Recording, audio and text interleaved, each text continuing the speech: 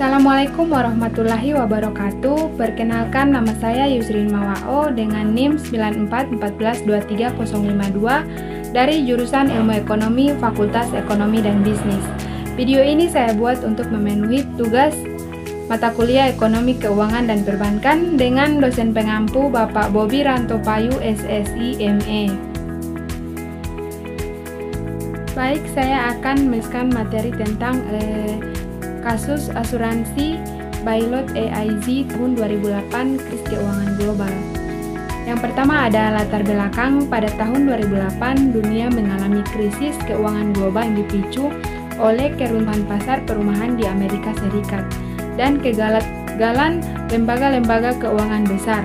Salah satu perusahaan yang paling terdampak adalah Amerika International Group atau AIZ, sebuah perusahaan asuransi multinasional besar yang memiliki ekspor signifikan terhadap subprime mortgage atau pinjaman perumahan beresiko tinggi dan produk derivatif terkait.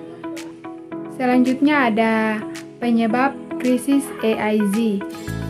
AIZ terlibat dalam transaksi kredit default swaps atau CDS yang merupakan produk derivatif yang memungkinkan perusahaan untuk melindungi atau berspekulasi terhadap risiko gagal bayar utang. AIZ menawarkan CDS pada subprime mortgage backed security atau MBS yang memiliki risiko tinggi. Namun ketika pasar perumahan Amerika Serikat anjlok pada 2007 dan 2008, nilai MBS jatuh drastis menyebabkan AIZ menderita kerugian besar karena mereka harus membayar klaim dari produk CDS yang mereka jual. Beberapa alasan utama mengapa AIZ jatuh dalam krisis ini adalah di poin pertama, yaitu keberadaan AIZ Financial Product yang mengelola transaksi derivatif dan memiliki portofolio yang sangat beresiko. Yang kedua, ada penurunan nilai aset, jaminan atau kolateral sehingga AIZ tidak memiliki cukup dana untuk memenuhi kewajiban mereka. Di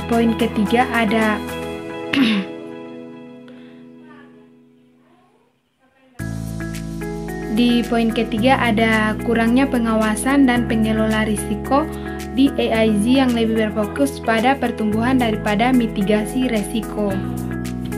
Selanjutnya ada dampak krisis pada AIZ, yaitu kehilangan likuiditas. Pada bulan September tahun 2008, AIZ mengalami krisis likuiditas yang parah karena perusahaan tidak mampu memenuhi kewajiban yang timbul dari CDS dan produk derivatif lainnya. Penurunan nilai saham AIZ merosot drastis dan nilai pasar perusahaan turun hampir 90% pada bulan berikutnya. Keterlibatan pemerintah Amerika Serikat karena AIZ terlalu besar untuk dibiarkan jatuh, terlalu besar untuk gagal. Pemerintah Amerika Serikat merasa terpaksa untuk melakukan bailout. Baik, selanjutnya ada bailout pemerintah Amerika Serikat. Pada tanggal 16 September 2008, pemerintah Amerika Serikat melalui Federal Reserve memberikan bailout kepada AIZ senilai 85 miliar dolar untuk menyelamatkan perusahaan dan mencegah kehancuran lebih lanjut pada pasar global. Rencana bailout ini melibatkan yang pertama ada pinjaman darurat sebesar 85 miliar dolar untuk menyelamatkan AIZ dari kebangkrutan. Yang kedua ada pengambilan saham AIZ oleh pemerintah Amerika Serikat untuk melindungi kepentingan publik dan pemerintah memperoleh sebagai besar saham AIZ sekitar 80% sebagai imbalan.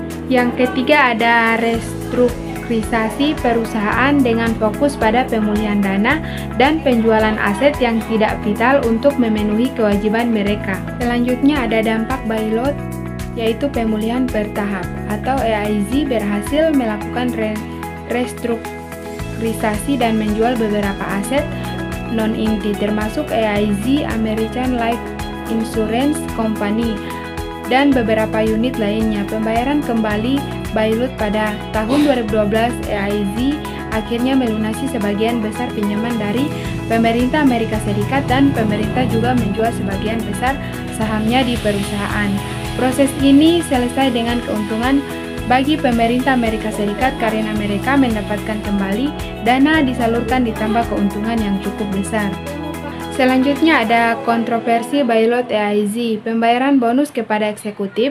Salah satu kontroversi besar adalah bahwa meskipun AIZ diselamatkan dengan uang pajak, perusahaan tetap membayar bonus besar kepada eksekutif mereka. Ini menyebabkan kemarahan publik dan tekanan politik terhadap AIZ dan pemerintah Amerika Serikat. Selanjutnya ada pelajaran dari kasus AIZ, pengelolaan risiko yang buruk. Kasus AIZ menunjukkan pentingnya pengelolaan risiko yang baik dalam perusahaan besar, terutama yang terlibat dalam produk keuangan yang sangat kompleks dan beresiko. Pentingnya regulasi yang lebih ketat. Kasus ini juga menyoroti pentingnya pengawasan yang lebih ketat terhadap transaksi derivatif dan perusahaan yang terlibat dalam sektor keuangan. Terakhir ada kesimpulan, yaitu Bailout AIZ pada tahun 2008 adalah salah satu momen kunci dalam krisis keuangan global yang menunjukkan bagaimana sistem keuangan global dapat runtuh jika perusahaan-perusahaan besar yang terlibat dalam spekulasi keuangan tidak diawasi dengan benar. Pemerintah Amerika Serikat menyelamatkan AIZ untuk menghindari keruntuhan lebih lanjut. Tetapi kasus ini memunculkan perdebatan yang lebih luas tentang bagaimana menangani perusahaan-perusahaan keuangan besar dan potensi moral hajat yang ditimbulkan oleh bailout.